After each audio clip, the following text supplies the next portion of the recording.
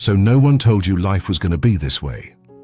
A simple lyric that instantly transports millions of people into a world of camaraderie, laughter, and comfort.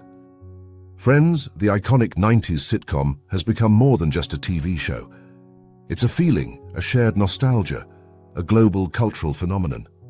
In coffee shops from New York to New Delhi, from Dubai to Beijing, you can still hear people humming "I'll Be There For You" and reminiscing about Ross's paleontology jokes or Phoebe's quirky songs. Why has this show about six 20-somethings in a New York cafe captivated hearts across continents and generations? Why are we still talking about Friends decades after it ended?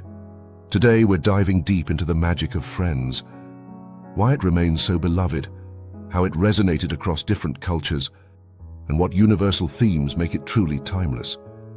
Hello everyone, and welcome back to our channel. In today's video, we're going on a journey back to Central Perk to explore the enduring power of Friends. Grab a cup of coffee, get cozy on that famous orange couch, and let's get started on the one with the global phenomenon. It all began on September 22nd, 1994. 6 young friends in a cozy Manhattan coffeehouse talking about life, love, and a runaway bride in a wedding dress. Nobody could have predicted that this little sitcom would explode into a worldwide sensation. Yet the term global phenomenon almost seems inadequate to describe what Friends became. The series ran for 10 glorious seasons and concluded in 2004 with a finale that drew 52.5 million American viewers in one night, an almost unheard of number that cemented its place in television history. But beyond the numbers and records, something even more remarkable was happening. Friends was burrowing its way into the hearts of people all over the world. From the beginning, Friends had a special spark. Unlike earlier sitcoms built around nuclear families or workplaces, this show revolved around a chosen family. A tight-knit group of friends supporting each other through life's ups and downs in their 20s. This concept was novel at the time, yet it struck a chord across cultures. As co-creator Marta Kaufman summarized it, "The show is about a time in your life when your friends are your family." That simple premise, Friends as family, proved to be a winning formula that resonated far beyond New York City, or even America.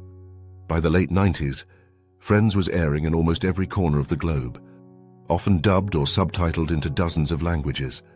Fans everywhere fell in love with these 6 New Yorkers, as if they were their own friends.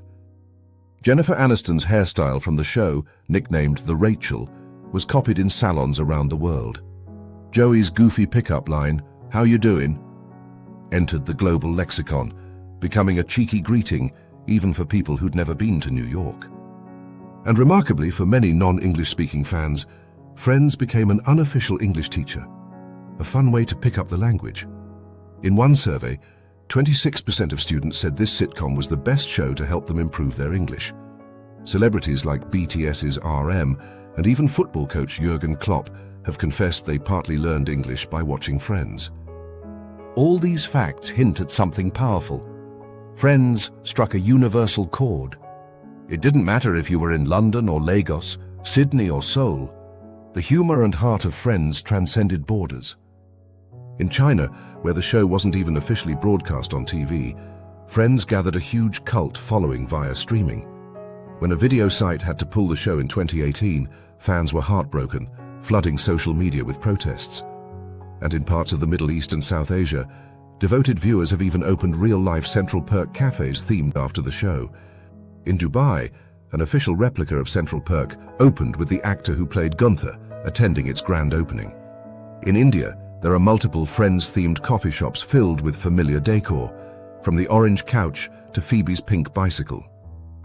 Picture that for a moment.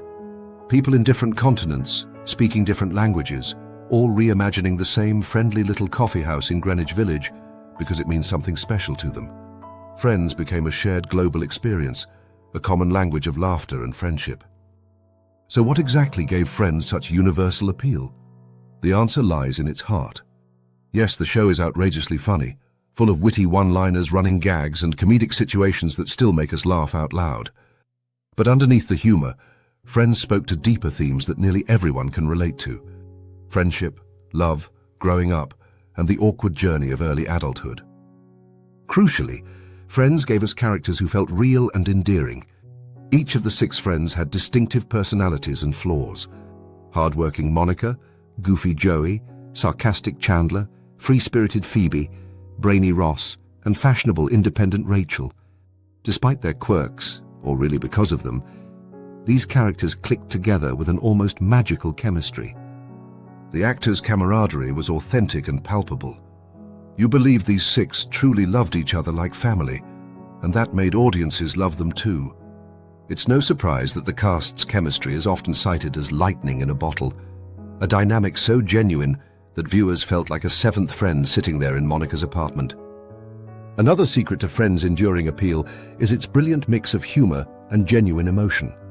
The show could have you cackling at an absurd situation one minute, Joey wearing all of Chandler's clothes at once, or Ross frantically yelling "pivot," and the next minute hit you with a surprisingly tender moment. Think of Chandler comforting Phoebe as she gave birth to triplets, or Rachel getting off the plane to be with Ross in the finale. These moments of warmth and vulnerability gave the comedy depth. Over 10 years, viewers really invested in their journeys. We celebrated their weddings and new babies. We felt their heartbreaks and goodbyes. This balance of laugh-out-loud comedy with real emotional stakes made Friends uniquely powerful. Above all, Friends tapped into the profound emotional theme of chosen family. The idea that friends can be the family that you find along the way, sometimes even closer than family by blood. This theme is what makes the show so deeply relatable across cultures. No wonder so many viewers, across different ages and backgrounds, felt personally touched by the show's messages. Watching Friends often felt like hanging out with your friends, a weekly dose of belonging and understanding. Let's talk about the global impact of Friends. How did a sitcom so deeply rooted in 90s New York life become everybody's favorite show, from Europe to Asia to Africa? Part of the answer lies in those universal themes: friendship, love, laughter, finding oneself, which translate to any culture. But there's also the fact that Friends was unabashedly optimistic and light-hearted. It presented a version of life that was relatable yet comforting in its lack of real tragedy. No matter what scrape the friends got into, an argument, a work fiasco, a romantic mishap, you knew they would make up, joke about it, and everything would turn out okay by the end of 30 minutes. That feel-good consistency made the show a form of therapy for many viewers. The sheer extent of Friends' global reach is mind-boggling. By the early 2000s, it was broadcast in over 100 countries, making it one of the most watched shows on Earth. In the UK, Friends became a staple of TV lineups, with Brits embracing the Manhattan misadventures as enthusiastically as American audiences. Across Europe, Asia, and beyond, young people tuned in on satellite TV or DVD sets, relating to the characters as if they lived next door. Perhaps that's why, even in places with very different social norms, Friends struck gold. It was aspirational, yet familiar. It suggested that no matter where we are, we all crave close friendships, laughter, and a place to belong. And remarkably, Friends didn't just survive after it ended, it thrived. In the streaming era, a whole new generation discovered it. In 2018, nearly 25 years after its debut, Friends was suddenly the most binge-watched TV show of the year. Teens and young adults who hadn't been born when it aired were laughing at Chandler's jokes and debating whether Ross and Rachel were really on a break. Why? Because beyond nostalgia, the friendships felt fresh. In a world of smartphones and social media, Friends showed a group constantly hanging out face-to-face. No texts, no screens, just laughter and support. For Gen Z, that feels almost revolutionary. As one writer observed, it's the last documentation of friendship in the pre-digital era. Social media also gave Friends a new life. Memes and GIFs of Ross yelling "pivot" or Joey's stunned "hoo-oh" have spread across the internet, introducing the humor to millions who hadn't yet seen the show. This all built up to the massive 2021 Friends reunion, which turned into a true global event. Fans across continents laughed and cried as the cast reminisced on the old sets, reenacted scenes, and reflected on the show's impact. The reunion proved what we already knew. Friends isn't just a show, it's a part of our lives. Why is Friends such comfort TV for so many? Psychologists say it's because the show is familiar and predictable in a reassuring way. Whatever happens, you know the gang will end up together, sipping coffee, making you laugh, and reminding you you're not alone. Especially in stressful times, Friends offers a 22-minute vacation to a sunnier, simpler world. As we come to the end of this journey down Friends memory lane, one thing is crystal clear.